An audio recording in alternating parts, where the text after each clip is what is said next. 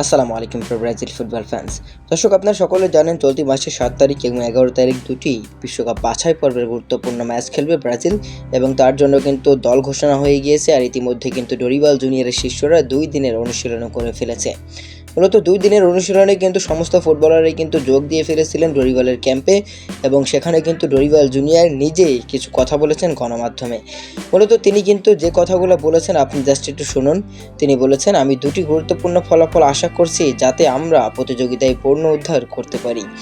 এটি হওয়া অপরিহার্য এবং আমরা এই দুটি ফলাফল অর্জনের জন্য সম্ভবত কঠোর পরিশ্রম করার চেষ্টা করব। মূলত ডরিবাল জুনিয়র কিন্তু বলছেন যে তিনি দুটি গুরুত্বপূর্ণ ফলাফল আশা করছেন দুটি ম্যাচে। আসলে দুটি ম্যাচই ডরিবাল জুনিয়র জয় তুলে নিতে চান, যেহেতু ব্রাজিলের পয়েন্ট টেবিলে অনেক নিচে পড়ে আছে এখনও বিশ্বকাপ বাছাই পর্বে। সেজন্য ডরিবাল জুনিয়র বলছে যত সম্ভব পরিশ্রম করার চেষ্টা করব। মূলত ডরিবাল জুনিয়র যে স্কোয়াডটা গঠন করেছে সেই স্কোয়াডটা নিয়ে আসলে ইকুয়েডর এবং প্যারাগুয়ের বিপক্ষে জয় পাওয়া কোনো ব্যাপারই না, যদি সবাই সে এটা দিতে পারে। যদিও অনেক সিনিয়র খেলোয়াড়কে কিন্তু ডাকা হয়নি এই স্কোয়াডে। তবে যাই হোক, ব্রাজিল সমর্থকেরা অবশ্যই প্রত্যাশা করবে যে ডরিবাল জুনিয়র অনেক ভালো কিছু করবে।